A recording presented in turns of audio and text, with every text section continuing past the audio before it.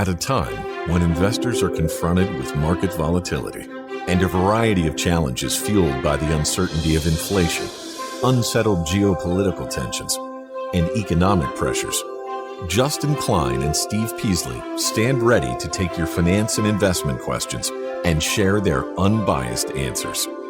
This is InvestTalk, independent thinking, shared success. InvestTalk is made possible by KPP Financial, a registered investment advisor firm serving clients throughout the United States. The clarity for your path forward starts now. Here is KPP Financial President, Financial Advisor, Steve Peasley. Good afternoon, everybody, and welcome to InvestTalk. It is Friday, August 19th, 2022. I'm Steve Peasley, and I look forward to doing this show with you every day, this podcast. And I enjoy hearing your financial investment questions because that's what we do here. We answer financial questions, any financial questions you want to bring to the table. And the phone number you want to use never changes, has never changed in 22, 23 years, and it's 888-99-CHART. So give me a call. It's open 24 hours a day, 7 days a week. We're live right now, but you can call anytime you want to. Anytime. I've got a pretty packed podcast today, as I usually do.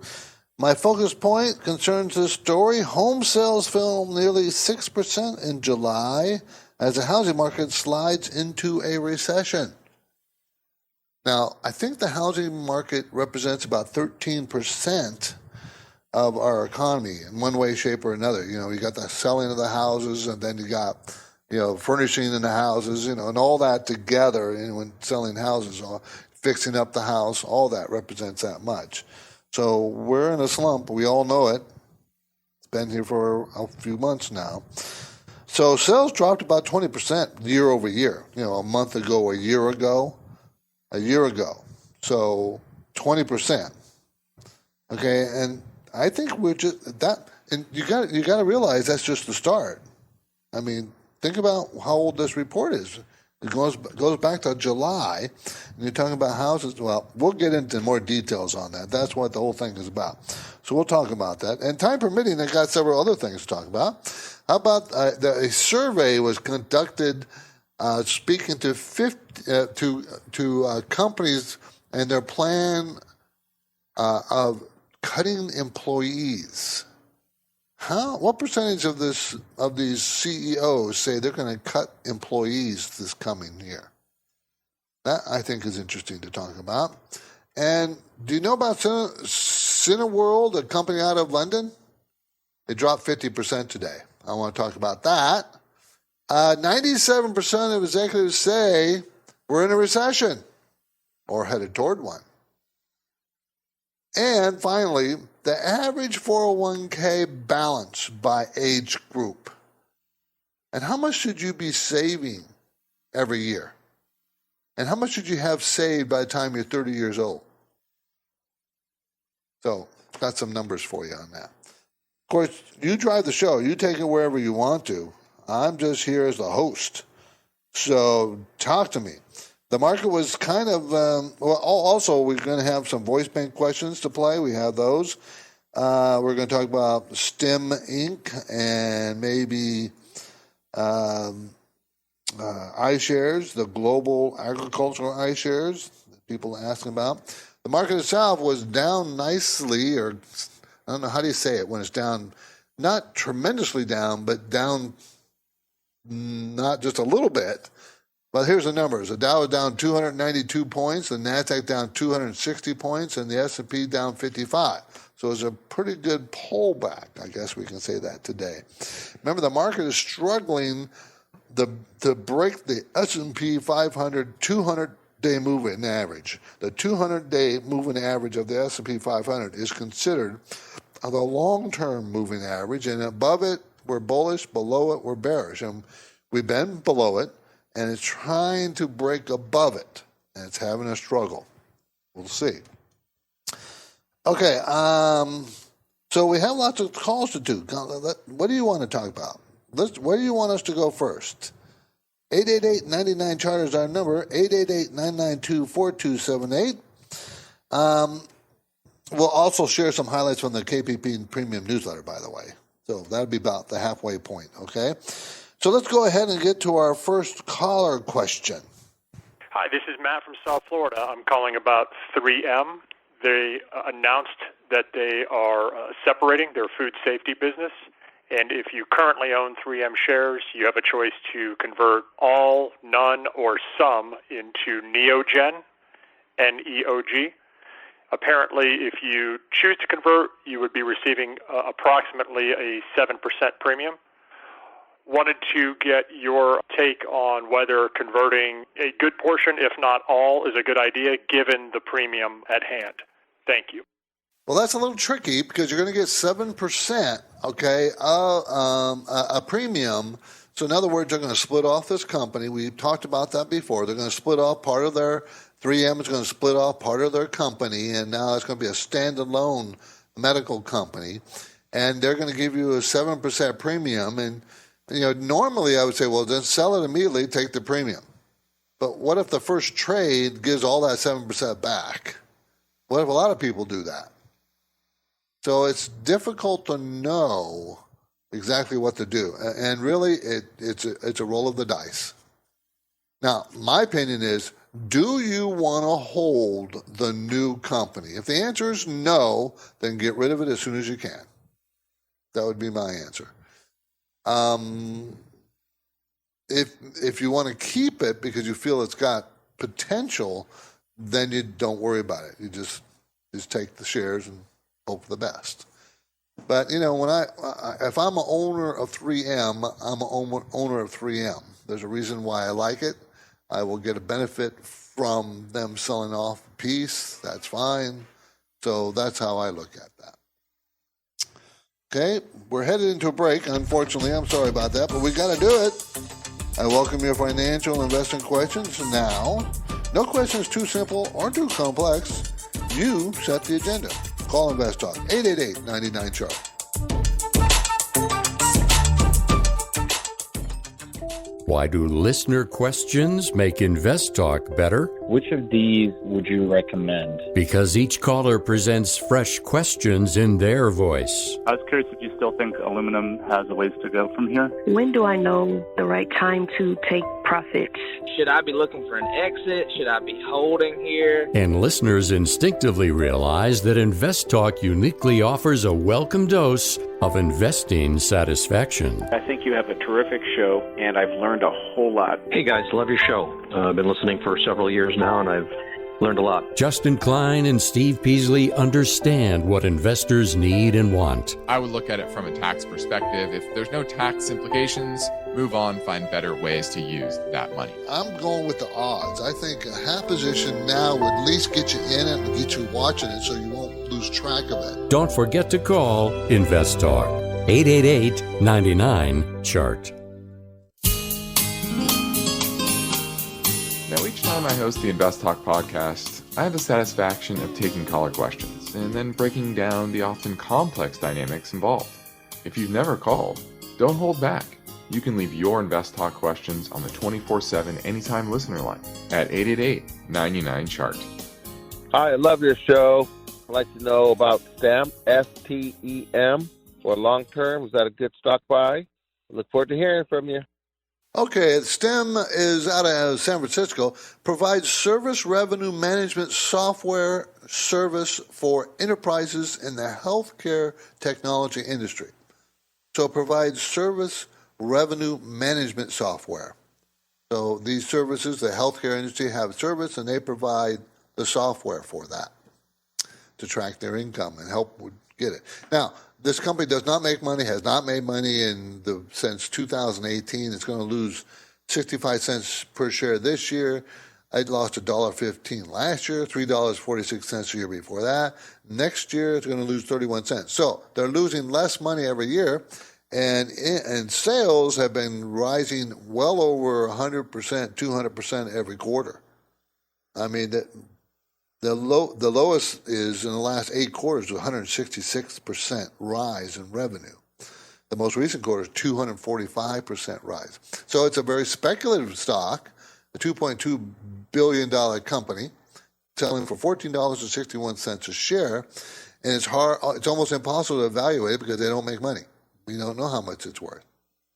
Management owns 7%. That's good. And mutual funds have been pretty strong buyers in the last year, so they have some faith in this company. So it's one of the stocks that you could put in your portfolio knowing it's a very high-risk play and that you could make lots of money or lose all your money. Don't know. You might want to look deeper into how the sales are going and who are they selling to, and is there momentum still going forward, blah, blah, that kind of thing. And when do they expect to turn a profit? That's really what I want to know. My focus point today concerns a story. Home sales fell nearly 6% in July as the whole housing market stalls, okay? And it's probably in a recession. It's probably in it. So let's dig into that. Let's talk about that for a minute. So really the sales is down 20% from a year ago. Okay? Now this report is, for July, but many of those, the sales really go back, this process started in June, right? Because it takes a while before the sales gets completed, 30, 60 days. So it's just, and home sales represents, I think about 12, 13, 14% of our economy, of our economic activity. Not the sales alone by themselves, but all the activity surrounding it. And it really was a big boon to our economy when interest rates were very, very low. Mortgage rates spiked a little over 6% before falling back to a little over 5% now. And historically, that's very low. Okay? I mean, I think I paid $12.25 for my first house. $12.25 for a 30-year fixed mortgage. But so 6% or 5% still really low. Problem is people haven't seen that high of a mortgage rate in years. I mean, a year ago it was 3%. So, it's difficult for that market. And during that time that it was very low, prices skyrocketed. And now it's you have a high price of a property and you have a mortgage that is higher than it used to be, and it really squeezes out a certain segment of potential buyers. And that's what we're faced with here right now. The housing, we're not facing a default situation. Jobs are plentiful. But the median price of a home in July was $403,000.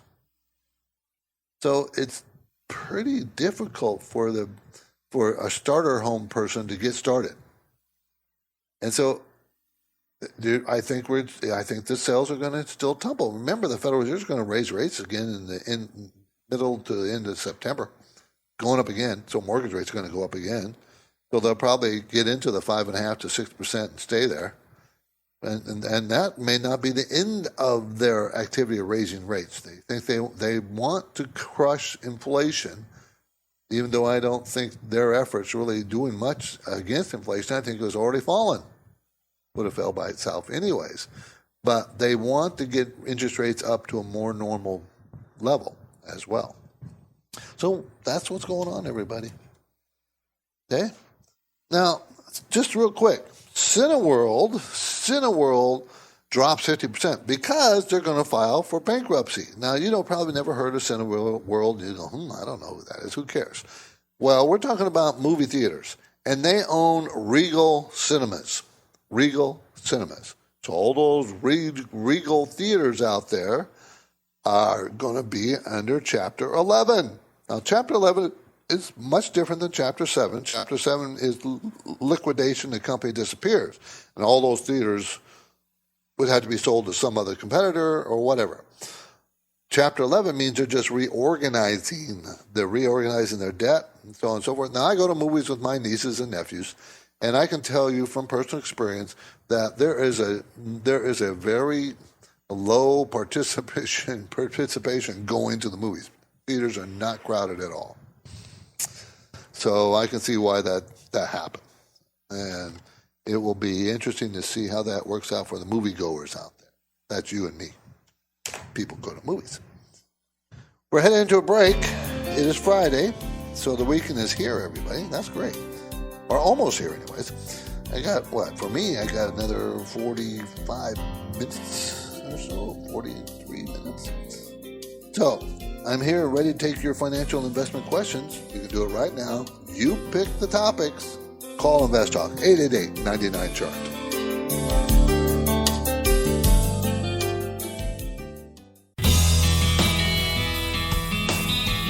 You've got a portfolio to grow and protect, and this is no time to lose focus. So get your finance and investment questions together and call Steve Peasley and Justin Klein. They're ready with their unbiased answers. InvestTalk, 888-99-CHART. Okay, usually on Fridays I run down some of the numbers, a quick rundown of the numbers, key benchmark numbers. 2-year and 10-year Treasury is something to watch.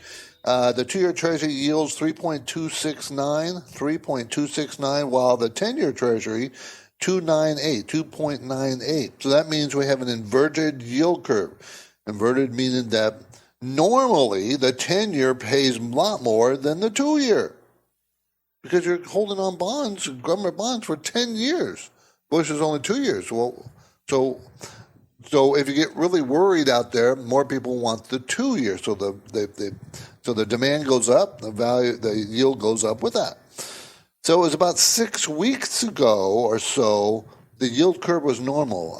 The 2-year is paying 2.8, and the 10-year is paying 3.09%.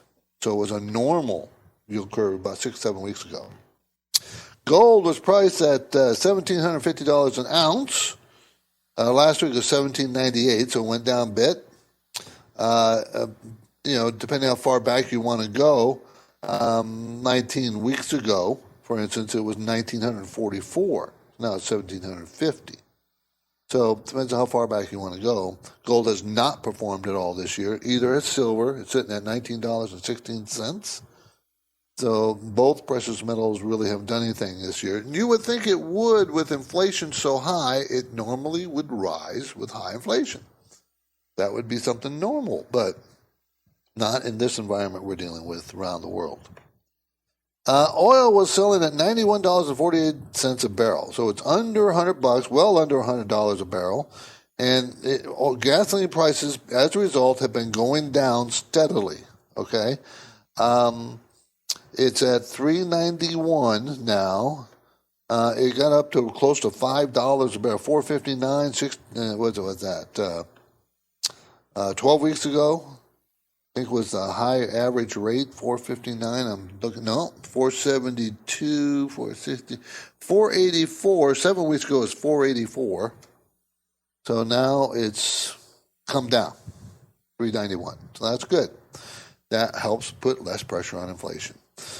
In California, of course, it's $5.33 today. It's always expensive here, right? Nevada, $4.91. Go figure. It's always high in California. Always is. And it's all about, really, it's more politics than anything else. High taxes and, clean energy kind of thing. So that's one of the main reasons why we're always above most other states. Okay? So a survey says 50% of companies plan on cutting employees. Okay? And just so you know, the U.S., we have created 3 million jobs in 2022 alone. So remember, we have very low unemployment, 3.5, 3.6, something like that. Why are they laying these people? Why are they saying they're laying these off? Well, most of them are given the excuse where they're streamlining and matching skills to jobs. I think they're just worried about a recession. That's what it is. Okay? I think they're worried about it and they want to get ahead of it. They want to lay off. And what that means, expectations of a recession causes a recession. Because them laying off people meaning less workers. Less workers means less retail sales, and it's a domino effect. So they're causing a deeper recession. remember, we're in a weird recession where the definition 2 quarters in a row of shrinkage GDP in the United States has always been the definition of recession. But recessions always accompanied lower employment, but we don't have that. And lower spending. We really don't have lower consumer spending. I mean, earlier this week they reported on it, and it was flat. But if you take out auto sales, it was actually up 0.4%. So it's still spending, and that's with lower gasoline prices. So it's not that bad. Anyways,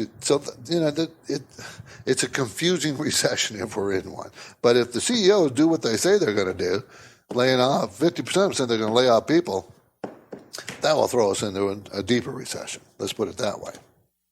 If I move quickly, I can squeeze in another question. So let's try it. Hey, can I have your opinion on buying this ETF for a long-term investment? Ticker symbol is VEGI. Thank you so much. Okay, let's take a look at VEGI. VEGI. It's an ETF seeking the performance corresponding to the select agricultural producers market. So an ETF, if you want to be in the agriculture section, and I think you should be some exposure, this is an ETF that gets you over there pretty quickly. So I have no problem with it. I don't. Pays a 1.5% yield, dividend yield.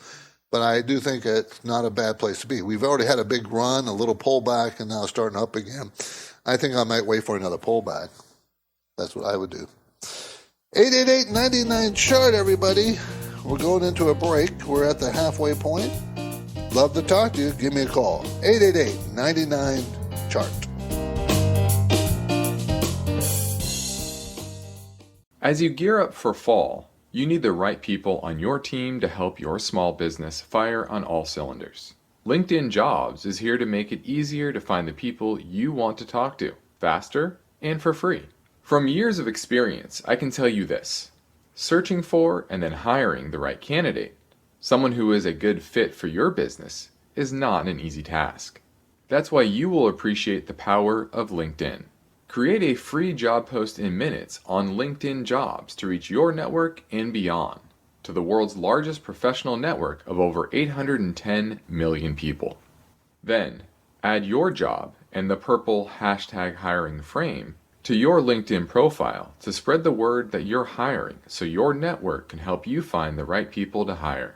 Simple tools like screening questions make it easy to focus on candidates with just the right skills and experience, so you can quickly prioritize who you'd like to interview and hire. It's why small businesses rate LinkedIn Jobs #1 in delivering quality hires versus leading competitors. LinkedIn Jobs helps you find the candidates you want to talk to faster. Did you know every week, nearly 40 million job seekers visit LinkedIn? Post your job for free at linkedin.com/invest. That's linkedin.com/invest to post your job for free. Terms and conditions apply. Life is full of choices. Should I go to work or to the beach? Go to the gym or meet my mates for some coldies? Have steak or chicken for dinner? No rules here, mate. At Outback, you can get them both. With our new Steak and Mate combos, you can pair your tender, juicy sirloin with Nashville hot wings, Alice Springs chicken, or even bloomin' fried shrimp, starting at just $16.99. Stop in and try one of our new Steak and Mate combos. Here for a limited time, only at Outback Steakhouse.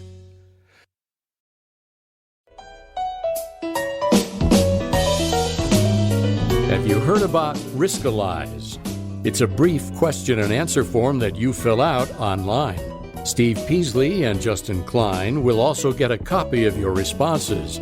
They can use the Riskalyze results to help you formulate a strategy that fits your investing risk tolerance. Learn more anytime and take the Riskalyze quiz at InvestTalk.com. 888-99-CHART. Love to talk to you. Any financial questions are welcome. Usually on Fridays, I go over a little bit of the KBP Premium Newsletter, which I finished this morning and will be distributed tomorrow. In the market conditions section, the main section, I explained that this week the market seems to be hitting some resistance after a 2-month run. Investors are debating on whether the underlying metrics justify their current levels. There has been some chatter that hedge funds have been the culprit of the last month's acceleration. These types of moves are very common in bear market rallies. They really are. So, as investors, we should try not to get caught up in the hype and emotion triggered by the fear of missing out. Align yourself with long-term trends and the macro direction of the economy, which will ultimately dictate the long-term trend of the market. So be very careful. Don't buy into this. I'm going to miss it. I got to get in. Think about the long-term trend. Has it changed? Are we still in a bear market? So I would just be very cautious at this point. Retail activity was flat in July, as we mentioned, and falling fuel prices helped that. Gas station sales and consumers turned more heavily to online shopping, which is actually a positive for the economy. Consumers may start to see an increase of markdowns as retailers are becoming inventory heavy. Target on Wednesday said its earnings decreased about 90% from a year ago as it has had to mark down prices to move its inventory. Remember, I've mentioned in previous newsletters that the inventory is pretty heavy. They're going to have to get rid of it. They're going to do something. So this is not uncommon. This happens. Remember, they're getting ready now for the holiday sales season coming up. So they have to move out the old inventory and move in the new. Okay, Federal Reserve policymakers said they were determined to contribute to continue to raise interest rates. Talked about that. They're going to do about a 0.50. The probability of 0.75 basis point increased a little bit, but the 0.50 is where it seems like most pundits are settling on. Given the market's optimism over the last few weeks and lack of strong economic data, it may be prudent to cut back on some positions. Historically, September can be a volatile month. Okay, there's a lot more commentary detail in the newsletter, everybody. So in the stock section, a small cap value company that operates 1,165 department stores in 49 states that sell moderately priced private label and national brand clothing, shoes, accessories, cosmetics, and home furnishings. The company also has a large digital sales business where women apparel makes up about 27% of the annual sales in 2021. It is a great company to have on your watch list, everybody. If you're looking to increase your exposure to that area, at least. And I also mentioned a manufacturer supplier of solar tracking systems and related products for customers across the United States and internationally. The company's main product is integrated systems of steel supports, electric motors, gearboxes, and electronic controllers. Their products allow one motor to drive multiple rows of solar panels. The company has a strong foothold as a first mover. Remember we talked about the billions of dollars the government just approved, and hundreds of billions of dollars, $400 billion, for clean energy. Lots of clean energy projects. Well, this one kind of fits that potential. Let's just put it that way. So that was what's in the newsletter this week. I've given you a sampler teaser of the latest KP Premium newsletter. Subscribers receive the full edition via email. It comes out every Friday, it comes out every Saturday. I finished it on Friday. And there also get the portfolio and consumer watch sections. There's 4 sections altogether. Okay? So if you want to subscribe, go to InvestTalk.com. So let's play another caller question from 888-99-CHART. Hi, Steve. Hi, Justin. Long-time listener here. I have a question about stocks from China, specifically Alibaba, JD, and NEO. I know that there's a lot of regulations, international stocks, so I was wondering if it's a good time to hold it, or should we just continue buying as I see most of these are dropping in prices? Look forward to hearing from you. Well, just remember, we talked about this, was it just yesterday or the day before? Alibaba is going to be delisted off the New York Stock Exchange, okay? That means you're not going to be able to see it trading. It's still alive. It goes to the pink sheets, or it's going to have to be traded in Hong Kong, meaning you have to put an order in and it has to be traded, and the trading costs are going to go up. But, it's not going to be as transparent as it was before. And if you're looking at the earnings, the stock price is fairly inexpensive, really. It really is not a very expensive stock for the growth rate. Now, I will say this. The June quarter sales growth shrank 4%. And China is having problems. They're having economic problems. We don't get to see the whole picture because they never allow the whole picture to be seen. But we know they're having a big crisis in housing, big crisis. How that's all going to play out, we don't know. So that's one of the reasons why stocks like Alibaba have really tanked, going from $300 a share to now $89. So, plus, we have a worldwide economic slump, so, China's just participating. So I'd be very careful on that. Let's play two in a row. The question came in earlier from a listener from Connecticut. Hi, folks. This is Ben from Connecticut. I'm just calling about some of the fundamental analysis that you guys do, what type of metrics you look for, without giving away the secret sauce. Basically, I'm curious on what numbers you look for in the ratio of EV to EBITDA, and then price sales, and then price to book. So if you guys could provide a kind of range that you use to determine the value in that way, it would be helpful for my own fundamental analysis. Thank you. Love the show. Been listening to it for years, and I await a response. Thanks a bunch. Okay, I wish it was as simple as just to give you the numbers and say this is what you look for. But you have to break it down by sectors and types of industries. Because, you can't compare a tech growth stock with an industrial stock. The numbers are very different. The PE ratios, the earnings, the EBITDA, everything is very different. So it's not that simple, okay?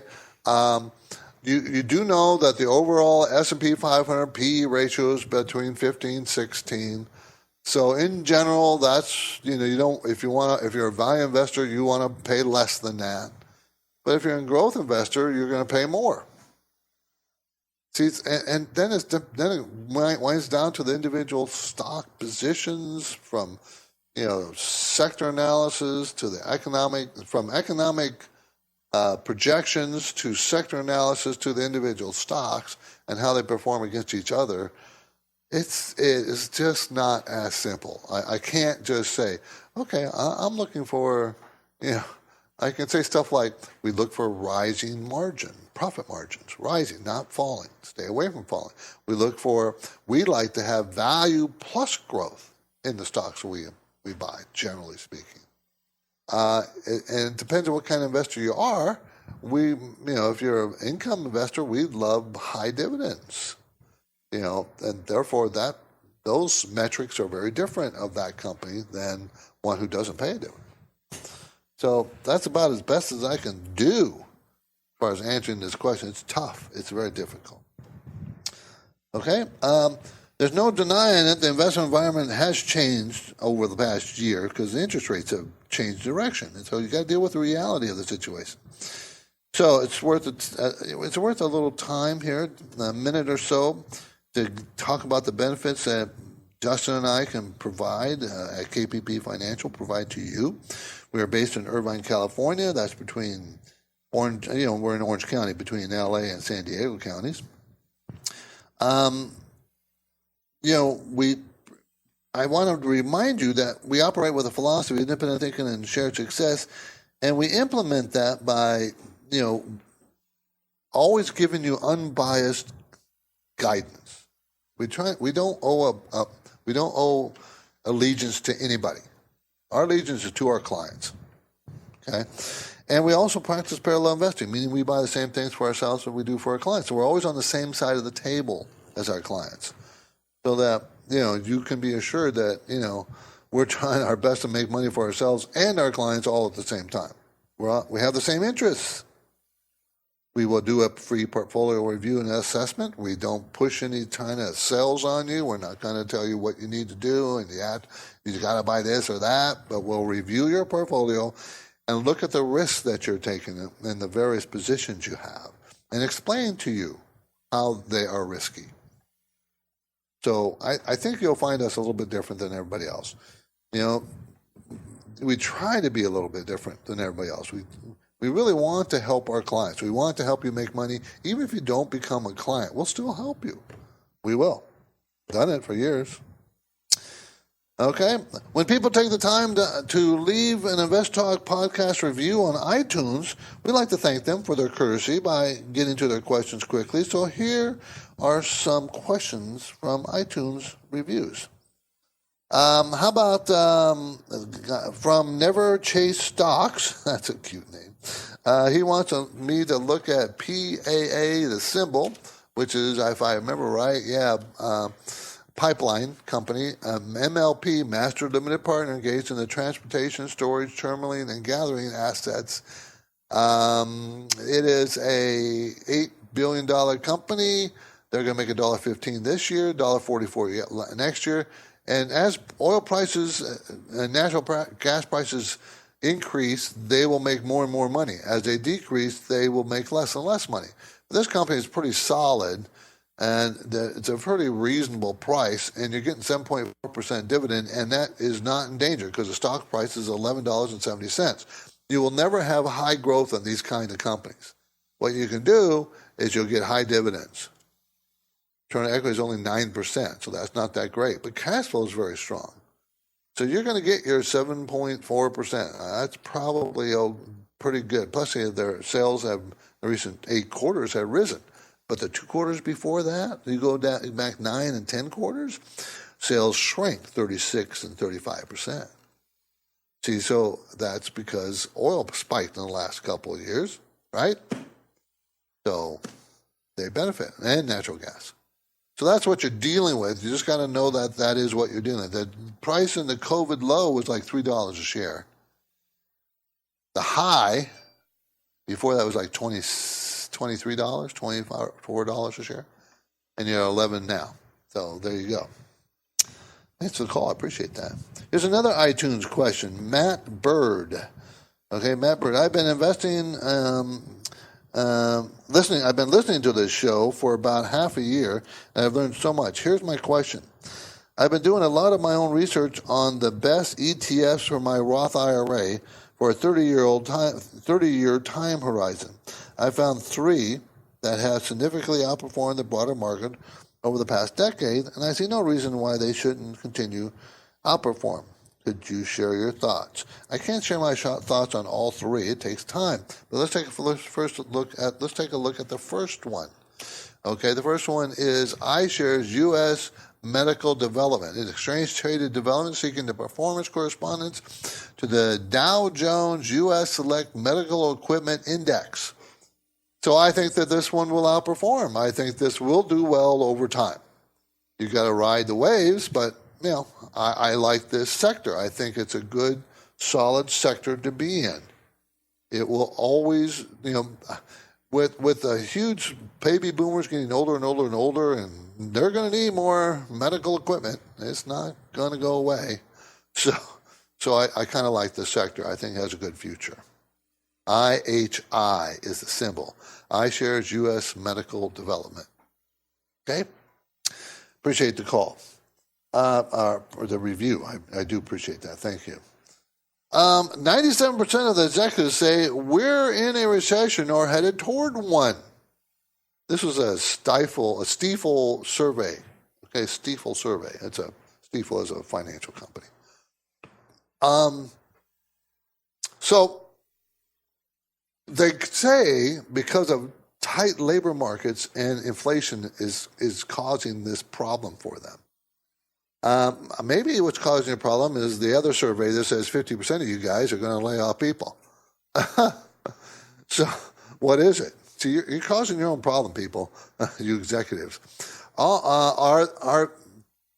So are these two the threats? These two things, are they the threats of today? Inflation and labor market? I'm not thinking the labor market's a threat.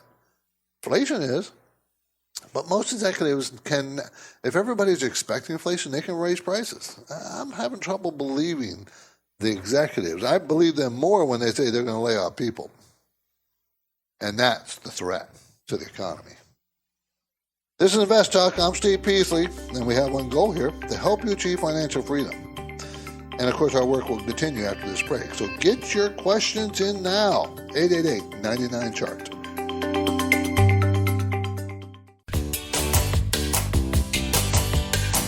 This is InvestTalk. For serious investors, it's all about achieving financial freedom.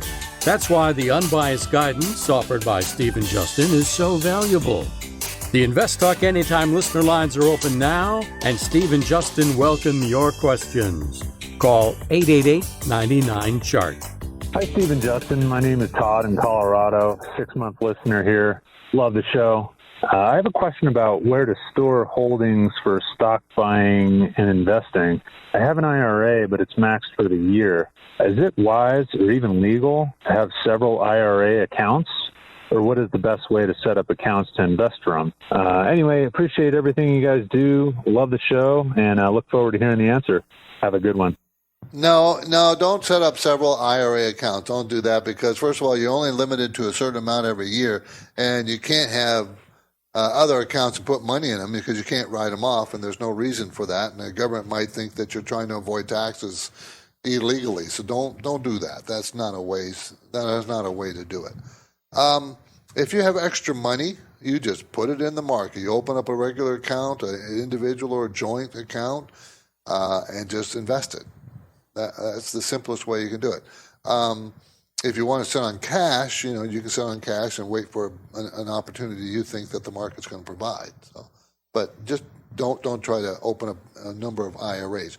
You can, I'd like to see you have both a Roth and a regular IRA, but most of the time 401k is fine, and then have a Roth IRA because most employers don't offer Roth 401ks even though they could. Okay. The average 401k balance by age group. So this is what you should be doing, or at least this should be your goals. Okay, if you're between 20 and 29, you should have $10,500. 30 to 39, you should have $38,400. 40 to 49, you should have $93,400. That's what the average is. So you should have more than that, but that's what the average.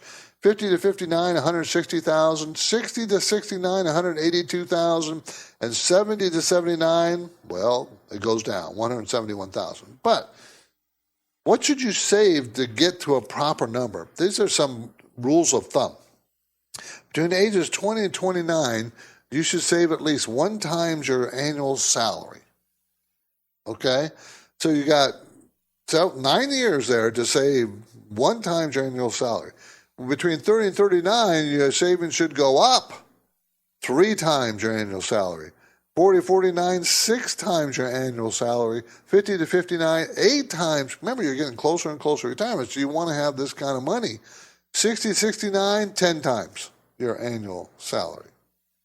That's kind of the rule of thumb that you can go by, and it's not unachievable. You just got to make an effort. Most people have a half-hearted attitude toward this, and it starts to get real when they get into their 50s. It starts to get real to them when it should have been real the whole time, but it's hard to do that when you're young because you think you can live forever and you don't.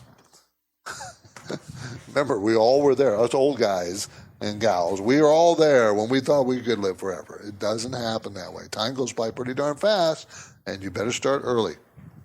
Better start early is my opinion. Okay, everybody. Next week, we're going to have some interesting statistics come out for us. They're going to have manufacturing. The PMI numbers are going to come out. And that means, remember, anything above 50 is an expanding economy. Anything below 50 is shrinking.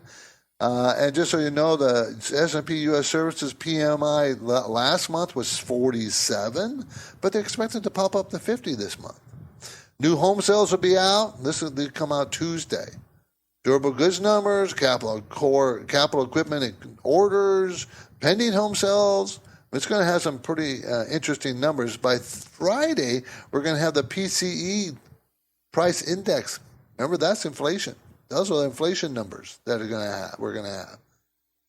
Personal income, personal spending to be out next week. This is all for July, everybody.